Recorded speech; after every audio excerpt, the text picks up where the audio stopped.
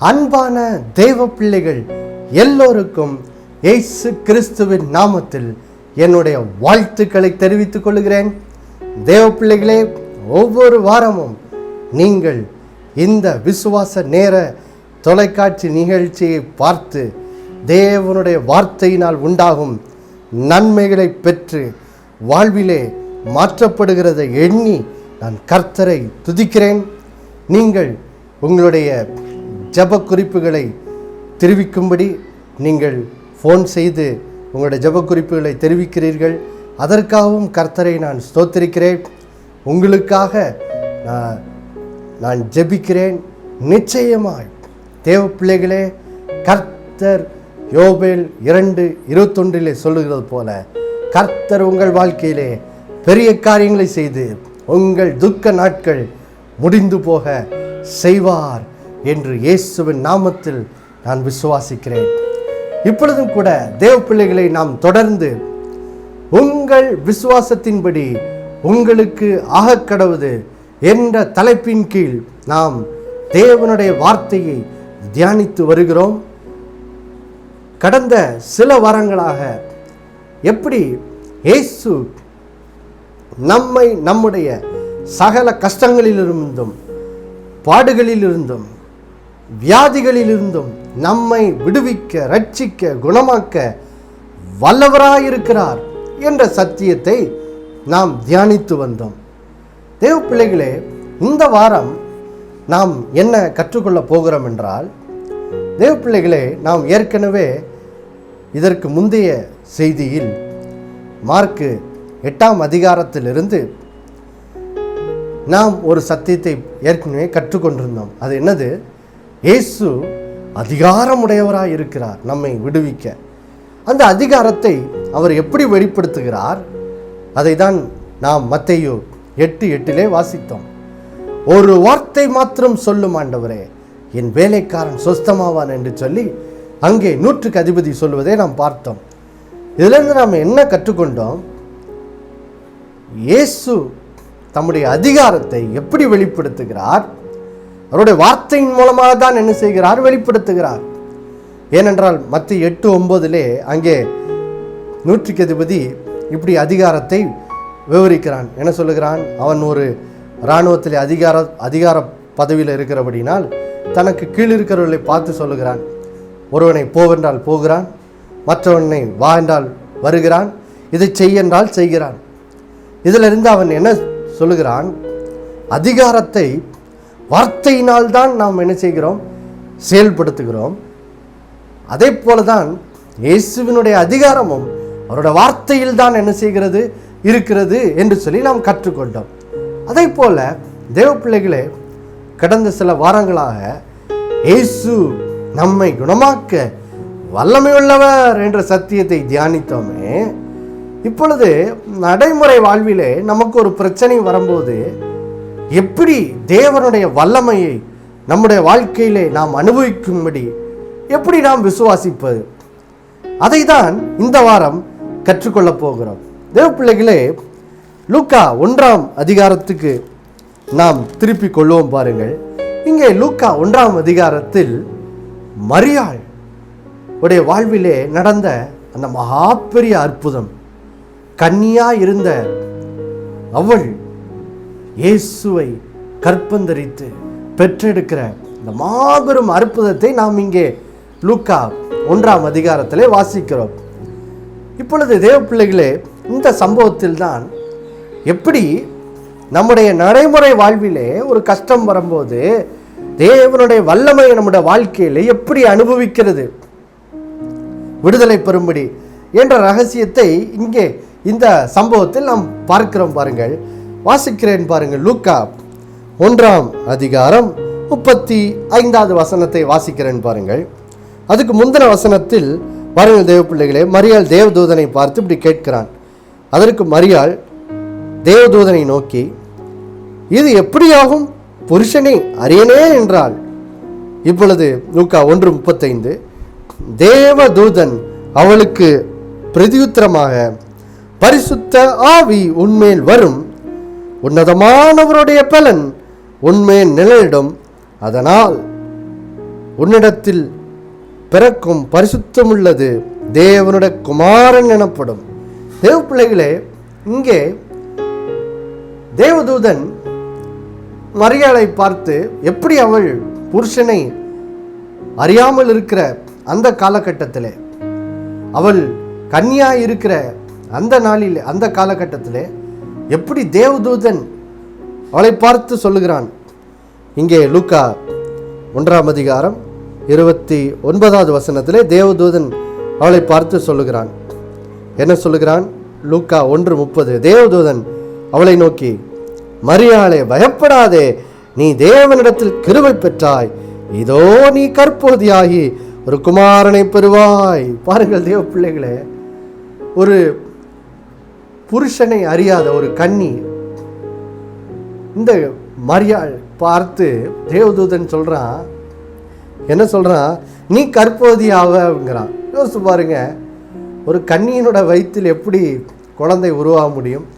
நம்ம எல்லாருக்குமே தெரியும், இந்த பூமியிலே 750 கோடி மக்கள் மேல் இந்த பூமியிலே வாழுகிறார்கள். இந்த பூமியினோட ஜனத்தொகை 750 கோடிக்கும் அதிகமாக இருக்கிறது. யோசித்து பாருங்க, இந்த உலகத்தில் உள்ள எல்லா ஜனங்களும் எப்படி பிறந்தார்கள்? ஒரு ஆண் மற்றும் ஒரு பெண் திருமணத்தில் கணவன் மனைவியாக இணைக்கப்பட்டு அவர்கள் கணவன் மனைவியாக இணையும் போது அங்கே ஒரு தாய் கற்பந்தரித்து அவள் பிள்ளையை பெற்றெடுக்கிறாள். இதுதான் இயற்கை விதி. ஆனால் இங்கே சரித்திரத்திலே இதுக்கு முன்பும் பின்பும் நடக்காத ஒரு காரியம் இங்கே மரியாளோட வாழ்க்கையில் நடக்குது. அது என்னது? ஒரு கன்னியாக இருக்கிற மரியாளை பார்த்து தேவதூதன் சொல்லுகிறான், நீ கற்பதியாவாள், ஒரு குமாரனை பெறுவாய்ங்கிறார். ஒன்று அவள் கேட்குறானா, இது எப்படி அவன் புருஷனை அறியனே என்று சொன்னவனன் அழகாக சொல்லு.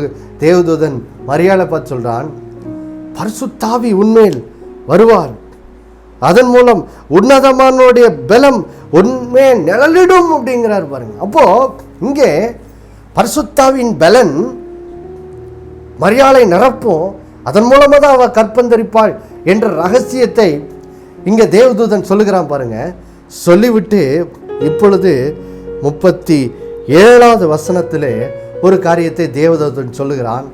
இங்கே தான் எப்படி தேவனுடைய வல்லமையை நடைமுறை வாழ்க்கையில் அனுபவிப்பது என்ற ரகசியத்தை வேதம் விளக்குகிறது. இங்கே லூக்கா 1ஆம் அதிகாரம் 37வது வசனத்தில் வேதம் சொல்லுகிறது, தேவனாலே கூடாத காரியம் ஒன்றுமில்லை என்று சொல்லி தேவதூதன் சொல்லுகிறான். பாருங்க தேவ பிள்ளைகளே, இந்த வசனம் தேவனாலே கூடாத காரியம் ஒன்றுமில்லை என்று சொல்லி இங்கே வசனம் வருகிறது. இந்த வசனம் மூல கிரேக்க பாஷையிலிருந்து இங்கே தமிழிலே மொழிபெயர்க்கப்பட்டிருக்கிறது. இந்த கிரேக்க பாஷையில் சொல்லப்பட்டிருக்கிற இந்த வசனத்தினுடைய அந்த மூல பாஷை வார்த்தைகளை இன்னொரு விதத்திலும் மொழிபெயர்க்கலாம் என்று சொல்லி பாருங்கள், நாம் ஆங்கில வேதாகமத்தை வாசிக்கும் போது நமக்கு தெரிகிறது. பாருங்கள் மூல கிரேக்க பாஷையில் சொல்லப்பட்ட அந்த வார்த்தைகளை தான் இங்கே தமிழிலே தேவனாலே கூடாத காரியம் ஒன்றுமில்லை என்று சொல்லி மொழிபெயர்த்திருக்கிறார்கள். இதை இப்படியும் மொழிபெயர்க்கலாம் என்று சொல்லி நாம் ஆங்கில வேதாகமத்தை வாசிக்கும் போது தெரிகிறது. அது என்னது? இதை இப்படி ஆங்கில வேதாகமத்தில் with God nothing is impossible என்று சொல்லுகிறது மாத்திரல்ல, இன்னொரு மொழிபெயர்ப்பும் சொல்லப்பட்டிருக்கு. அது என்னது? No word from God is void of power என்று சொல்லுகிறது. அப்படின்னு என்ன அர்த்தம்? இந்த வசனத்தை இப்படி மொழிபெயர்க்கலாம், தேவனிடத்திலிருந்து புறப்படுகிற எந்த ஒரு வார்த்தையும் வல்லமை இல்லாமல் இருக்காது என்று சொல்லி இந்த வசனத்தை மொழிபெயர்க்கலாம் என்று நாம் அறிந்து கொள்கிறோம். பாருங்க, அதாவது தேவதூதன் இங்க மரியாளை பார்த்து என்ன சொல்றான்? மரியாளே, நான் இப்போ உன்னை பார்த்து தேவனோட வார்த்தையை பேசியிருக்கிறேன். என்னது? இதோ நீ கற்பவதியாகி ஒரு குமாரனை பெறுவாய் என்று உன்னை பார்த்து பேசியிருக்கிறேன். பார்த்தாயா? இப்பொழுது இந்த வார்த்தையை நான் உன்னை பார்த்து பேசினேனே, இந்த வார்த்தையை பேசும்போதே அந்த வார்த்தைக்குள்ளே அந்த வார்த்தையை நிறைவேற்றுகிற வல்லமை அந்த நான் உன்னிடத்தில் கூறிய அந்த வார்த்தைக்குள்ளேயே இருக்கிறது.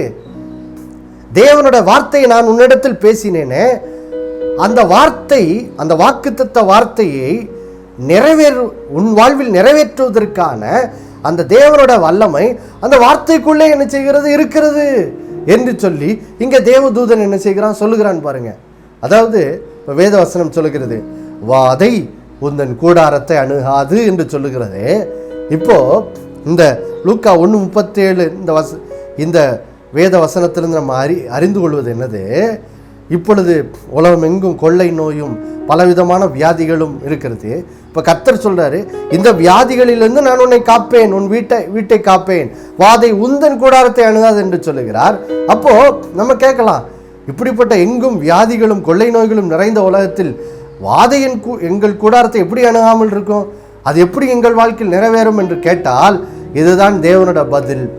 அந்த வார்த்தையை நிறைவேற்றுவதற்கான வல்லமை அந்த வார்த்தைக்குள்ளே, அது தேவ வாக்கு தத்துவத்துக்குள்ளே இருக்கிறது என்று சொல்லி தேவன் நம்மை பார்த்து என்ன செய்கிறார் சொல்லுகிறார் பாருங்க. இதைதான் இங்கே லூக்கா 1:37 தேவதூதன் மரியாள் இடத்தில் சொல்லுகிறான். மரியாள் இடத்தில் பேசின அந்த தேவதூதனுடைய வார்த்தை அதுதான் பாருங்க. அந்த மூல கிரேக்க பாஷையில் சொல்லப்பட்ட அந்த வார்த்தைகளை இப்படி 2 விதத்தில் மொழிபெயர்க்கலாம். ஒன்று, தேவனாலே கூடாத காரியம் ஒன்றுமில்லை. அடுத்தது, தேவனிடத்திலிருந்து புறப்படுகிற வார்த்தை வல்லமை இல்லாமல் இருக்காது.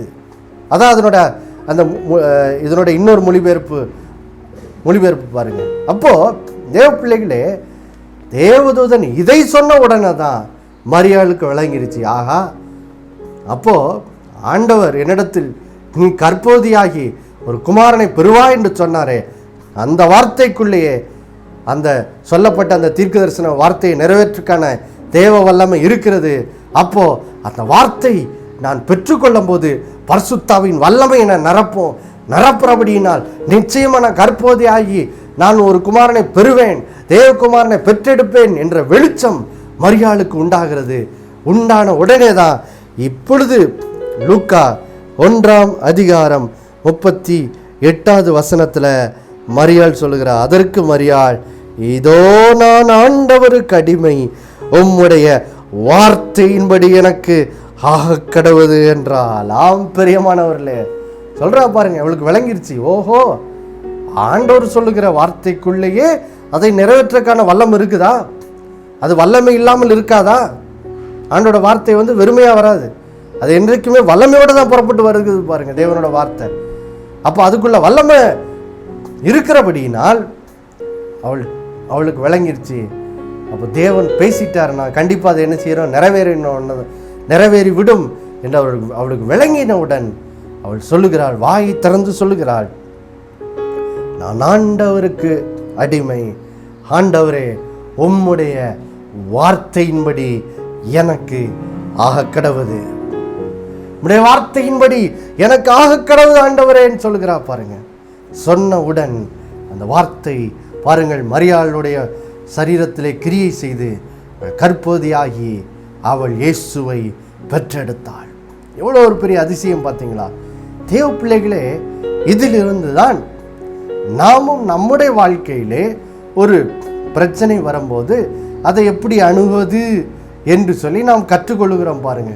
எடுத்துக்காட்டிற்கு தேவ பிள்ளைகளே, நாம் வாழுகிற இந்த காலகட்டத்தில் ஒவ்வொரு குடும்பத்தினரும் சந்திக்கிற ஒரு பெரிய சவால் அல்லது இனி வரும் காலங்களில் சந்திக்க போகிற ஒரு சவால் என்னவென்றால், பொருளாதார ரீதியிலே தேசத்தில் ஏற்படுகிற பிரச்சனைகள் பாருங்கள். இந்த கொள்ளை நோய், அது நிமித்தமாய் உண்டான அந்த லாக்டவுன், அந்த முழு அடைப்பு, இது நிமித்தமாக பாருங்கள் தேவ பிள்ளைகளே, நம்ம இந்திய தேசத்திலும் சரி உலகம் முழுவதும் சரி பொருளாதாரம் மிகவும் பாதிக்கப்பட்டிருக்கிறது பாருங்க.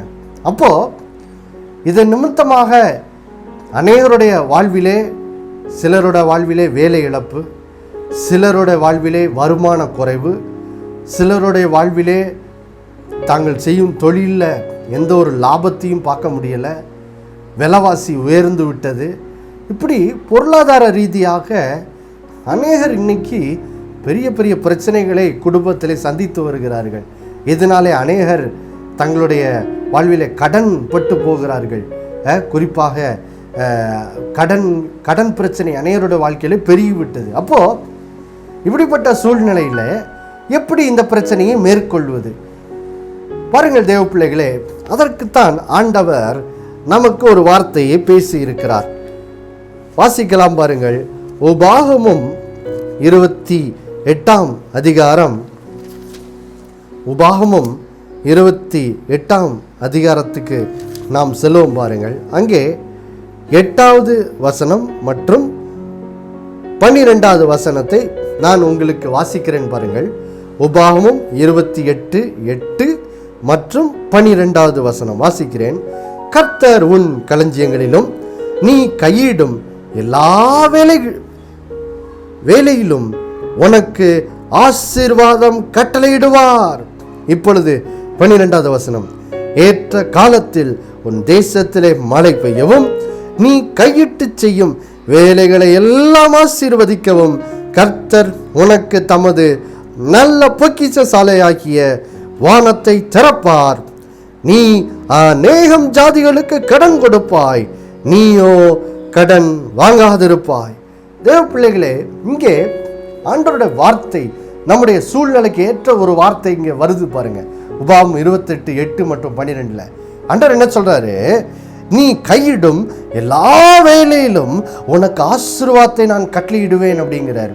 அடுத்தது 12வது வசனத்தில் சொல்றாரு, ஏற்ற காலத்திலே உன் தேசத்திலே மழை பெய்யவும் நீ கையிட்டு செய்யும் வேலைகளை எல்லாம் ஆசீர்வதிக்கவும் நான் உனக்கு எனது நல்ல பொக்கிஷாலை வானத்தை என்ன செய்வேன்? திறப்பேன்.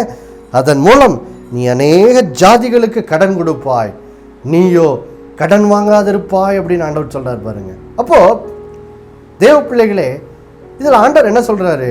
நீங்க ஒருவேளை ஒரு தொழில் செய்கிறவர்களா இருக்கலாம், அல்லது ஒரு வேலை பார்க்கிறவர்களா இருக்கலாம். இப்போ ஆண்டவர் என்ன சொல்றாரு?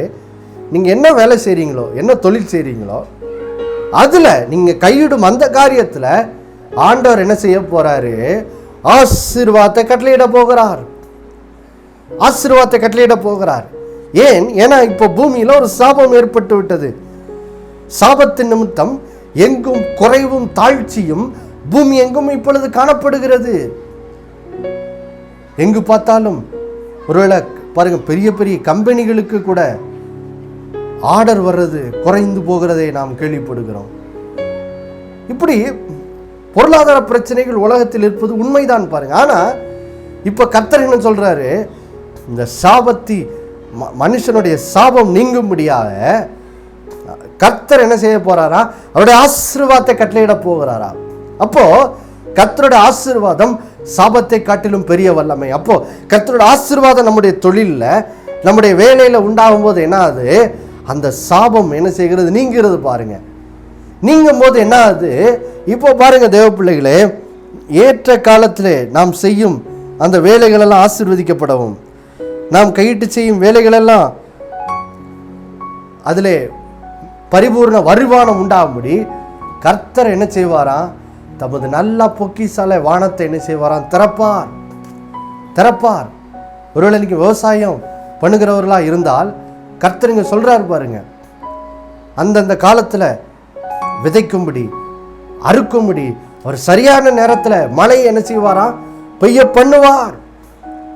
அப்போ ஒருவேளை தொழில் செய்கிறவர்களா இருக்கலாம், விவசாயம் பண்ணுகிறவர்களா இருக்கலாம், அல்லது ஏதோ ஒரு வேலை செய்கிறவர்களா இருக்கலாம், எது செய்தாலும் பரவாயில்ல, அதிலே நீங்கள் ஆசீர்வதிக்கப்படும்படி கர்த்தர் என்ன செய்வாரா? தம்முடைய நல்ல பொக்கிஷாலை வானத்தை திறப்பார். எப்படி?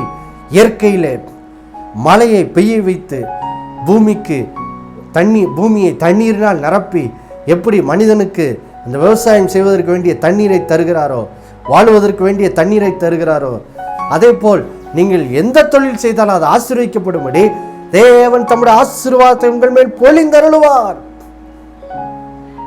அதுவும் சரியான நேரத்தில் அது பொழிந்தருளுவார் பாருங்க. ஏற்ற காலத்தில் சரியான நேரத்தில் பெய்ய வேண்டிய மழை பெய்யும், ஆசீர்வாத மழை பெய்யும். அதோட விளைவு என்னதான் பாருங்க. ஏன் கடன் பெருகுது? ஏன்னா வருமானம் குறையுது. புதுசாக ஆர்டர் வரமாட்டேங்குது, தொழில் ஆர்டர் வரமாட்டேங்குது. இப்போ வருமானம் இல்லை, அப்போ சம்பளம் குறைக்க வேண்டியதாக இருக்குது. நேற்றைய தினத்தில் ஒருவர் என்னோடு பேசி கொண்டிருந்தார். அப்போ சொன்னார், எனக்கு சம்பளத்தை குறைச்சிட்டாங்க. ஏன்னா வருமானம் வர்றது குறைஞ்சிச்சு. அப்போது வருமான குறைவு, புதுசாக ஆர்டர் வரல, தொழில் ஆர்டர் வரல. இதனால தான் வருமானம் குறையும் போது கடன் என்ன செய்கிறது? பெருகிறது. அப்போது கர்த்தரோட ஆசீர்வாதம் வரும்போது இது மாறிடுது பாருங்க. என்ன மாறிடுது? தொழிலில் ஆர்டர் பெருகுது, கையிட்டு செய்யும் வேலையில் நல்ல ஆசீர்வாதம் உண்டாகுது. அப்போ என்ன செய்யுது? வருமானம் பெருகி விடுகிறது. விவசாயத்தில் நல்ல அறுவடை வந்து விடுகிறது. அப்போ வருமானம் பெருகும் போது என்ன ஆகும்? கடன் தன்னால் என்ன செய்துடும்? மறைந்து விடும். மறையும் போது என்ன ஆகுது? ஒரு காலகட்டத்தில் நீங்கள் உங்கள் கடன்களை செலுத்தி விடுவது மாத்திரம் இல்லை, நீங்கள் பிறருக்கு கடன் கொடுக்கிறவர்களாக என்ன செய்திருவீங்க? மாறிடுவீங்களா? அதான் இங்கே போட்டிருக்கு, நீ அநேக ஜாதிகளுக்கு கடன் கொடுப்பாய், நீயும் கடன் வாங்காதிருப்பாய்.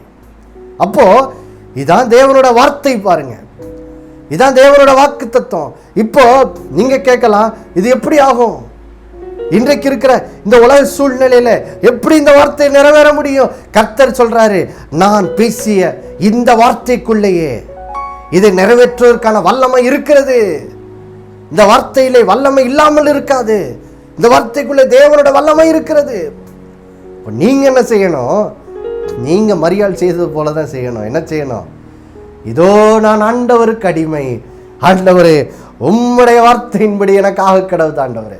ஆம், நீர் சொன்னீர், நான் கையிட்டு செய்யும் வெள்ள ஆசீர்வாதத்தை கட்டளையிடுவேன், ஏற்ற காலத்தில் மழை பெய்யவும், கையிட்டு செய்யும் வேலைகளை ஆசீர்விக்கும், உனக்கு நல்ல புக்சர் வானத்தை திறப்பேன்னு சொன்னீங்களா ஆண்டவரே? அதன்படியே செய்வீராக. அதன் மூலம் நான் அநேகருக்கு கடன் கொடுக்கவும், நானும் கடன் வாங்காதவனாக இருக்கும்படி நீ ஆசீர்வதிங்க ஆண்டவரேன்னு சொல்லி, உம்முடைய வார்த்தையின்படி எனக்கு ஆக கடவுதுன்னு சொல்லி நாளிலே ஆண்டவரை பார்த்து சொல்லுங்கள். சொல்லும் போது இந்த வார்த்தை உங்கள் வாழ்க்கையில் கிரியை செய்யும்படி பரிசுத்தாவின் வல்லமை உங்களை இப்பொழுது நிரப்பும். இப்பொழுது உன்னதமானவருடைய பலன் உங்கள் மேல் நிலையிடும். ஆதலால் இந்த வார்த்தையின் நிறைவேறுதலை நிச்சயமாய் பெற்றுக்கொள்வதை நீங்கள் அனுபவிப்பீர்கள். ஹல்லேலூயா, ஹல்லேலூயா. தேவ பிள்ளைகளே, ஆதலால் இந்த நாளிலே ஒரு அருமையான சத்தியத்தை கற்றுக்கொண்டோம். என்ன சத்தியம்? எப்படி கர்த்தருடைய வார்த்தையில தான் அவருடைய இயேசுவினுடைய அதிகாரம் இருக்கிறதோ, அதே போல இயேசுவினுடைய வல்லமையும் நாம் எப்படி அனுபவிக்கிறோம்? அது அவருடைய வாக்குத்தத்த வார்த்தையின் மூலமாக தான்.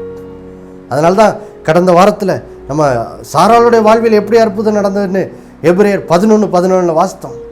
இங்கே சாராள் என்ன செய்தாலா? விசுவாசத்தினாலே வாக்கு பண்ணினவர் உண்மை உள்ளவர் என்று எண்ணினாள். என்ன எண்ணினாள்? ஆண்டவர் சொன்னார், உனக்குள் பூமியில் வம்சங்கள் ஆசீர்வதிக்கப்படும், குமாரனை தருவேன்னு சொல்லியிருக்காரு. இப்போ அந்த வார்த்தைக்குள்ள தேவ வல்லமை இருக்கிறதுன்னு சொல்லி அவள் நம்பினபடினாள். வசனம் சொல்லுகிறது, அவள் வயது சென்றவளாக இருந்தாலும் கற்பந்தரிக்க பலனடைந்தாள். கற்பந்தரிக்க பலனடைந்து வயது சென்றவளாக இருந்தாலும் அவள் ஈசாக்கை பெற்றெடுத்தாள். அப்போ அவள் என்ன பண்ணா? கர்த்தரோட வாக்கு தத்தத்தை விசுவாசித்து வாக்கு பண்ணினவர் உண்மையுள்ளவர் நம்பினா, வாக்கு பண்ணினவர் வல்லமை உள்ளவர் நம்புறா. அதனால் அவள் குமாரனை பெற்றெடுத்தாள், வயது சென்றவளா இருந்தாலும். அப்போ நீங்களா தான் செய்ய போறீங்க, நீங்க விசுவாசிக்க போறீங்க. இந்த உபாகம் 8:12 2 வசனங்கள்ல சொன்ன அந்த வாக்கு தத்தத்தை நிறைவேற்ற அவர் வல்லவர், அவர் உண்மையுள்ளவர் என்பதை நான் விசுவாசிக்க போறேன். மரியாதை போல விசுவாசிக்க போறேன், சாராளை போல விசுவாசிக்க போறேன். விசுவாசிக்கும் போதே தேவ வல்லமை உங்களை நிரப்பும். அப்போ எது நிறைவேற சாத்தியம் இல்லையோ அது நிறைவேறும். தேவ பிள்ளைகளே, ஹல்லேலூயா. நாம் ஜெபிக்கலாமா இப்பொழுது? அன்புள்ள பரலோக பிதாவே, ஆண்டவராகிய இயேசு கிறிஸ்துவின் நாமத்தில் உடைய சமூகத்தில் வருகிறோம். எவ்வளோ ஒரு அருமையான வார்த்தை இதனால பேசுனீங்கப்பா. நடைமுறை வாழ்க்கையிலே மரியாள் வாழ்விலிருந்து எப்படி நாங்கள் கர்த்தருடைய வல்லமையை எங்கள் வாழ்க்கையிலே நடைமுறை வாழ்விலே அனுபவிப்பது என்று சொல்லி கற்றுக்கொண்டோமே ஆண்டவரே. எல்லாம் உங்களோட வார்த்தைக்குள்ளதான் இருக்கு, எல்லாம் உங்களோட வாக்குத்தத்த வார்த்தைக்குள்ளதான் இருக்கு என்று சொல்லி கற்றுக்கொண்டோமப்பா. இந்த வெளிச்சம், இந்த சத்தியத்தின் வெளிச்சம் ஆண்டவரே இந்த நிகழ்ச்சியை கேட்டுக்கொண்டிருக்கிற ஒவ்வொருத்தரோட உள்ளத்திலும் பதிவதாக இயேசுவின் நாமத்தில் இதை அறியும்படி அவருடைய மனக்கண்கள் திறக்கட்டும் ஆண்டவரே. இப்பொழுதும் ஆண்டவரே உம்முடைய பிள்ளைகள் வாழ்வில் இருக்கிற இந்த பொருளாதார பிரச்சனைகள் அகலும்படி, நல்ல பொருளாதார அந்த விதத்தில் அந்த காரியத்தில் ஒரு நல்ல ஆசீர்வாதம் உண்டாகும்படி இந்த நாளில் நீர் எங்களோடு பேசின அந்த வார்த்தை உபாகம் 28:8 நீ கையிட்டு செய்யும் எல்லா வேலையும் கர்த்தர் ஆசீர்வாத கட்டளையிடுவார், அடுத்து 12வது சொன்னீங்க, ஏற்ற காலத்தில் உன் வாழ்விலை மழை பெய்யவும் நீ கையிட்டு செய்யும் வேலைகளெல்லாம் ஆசீர்வதிக்கவும் கர்த்தர் தமது நல்ல பொற்சால வானத்தை திறப்பார். அநேக ஜாதிகளுக்கு கடன் கொடுப்பாய், நீயோ கடன் வாங்காதிருப்பாய் என்ற இந்த வார்த்தையை உடைய மக்கள் மரியாதை போல பெற்றுக்கொள்ளட்டும். ஆண்டவரை பெற்றுக்கொள்ளட்டும். பெற்றுக்கொண்டு ஆண்டவரை சோத்திரம் சாராளை போல இந்த வாக்கு தத்தத்தை உரைத்த தேவன் வாக்கு பண்ணியர் உண்மையுள்ளவர் என்று அவங்க விசுவாசித்து இப்பொழுது அவர்கள் விசுவாசிக்கும் போதே இப்பொழுது ஆண்டவரே இந்த வார்த்தையின் நிறைவேறுதலை பெற்றுக்கொள்ளும்படியாக பலன் அடைவார்களாக. உன்னதமானுடைய பலனுடைய பிள்ளைகளை நிரப்புவதாக, பரிசுத்தாவினால் நிரப்பப்படுவார்களாக. அதன் மூலம் ஆண்டவரே இந்த வார்த்தையினுடைய நிறைவேறுதலை ஒரு இயற்கையில நடக்க முடியாது என்று சூழ்நிலை இருந்தாலும் இந்த வார்த்தையினுடைய நிறைவேறுதலை பெற்று சகல குறைவு, தாழ்ச்சி, கடன் பிரச்சனைகள் இந்த பிள்ளைகள் விடுதலை பெற்று ஆண்டவரே சோத்திரம் பாத்திரம் நிரம்பி வழிகிற வாழ்க்கையின் உடையவர்களாக ஆண்டவரை அநேருக்கு உதவி செய்யக்கூடிய நிலையில் அவர்கள் வாழ்க்கை மாற்றப்படும்படியாக இந்த பிள்ளைகளோட வாழ்க்கை ஆசீர்வதிக்கப்பட இயேசுவின் நாமத்தில் ஜெபிக்கிறோம். அப்படியே செய்ததுக்காக நன்றி. இயேசுவின் மூலம் பிதாவே, ஆமேன், ஆமேன், ஆமேன். கர்த்தர் தாமே உங்களை ஆசீர்வதிப்பாராக. ஆமேன்.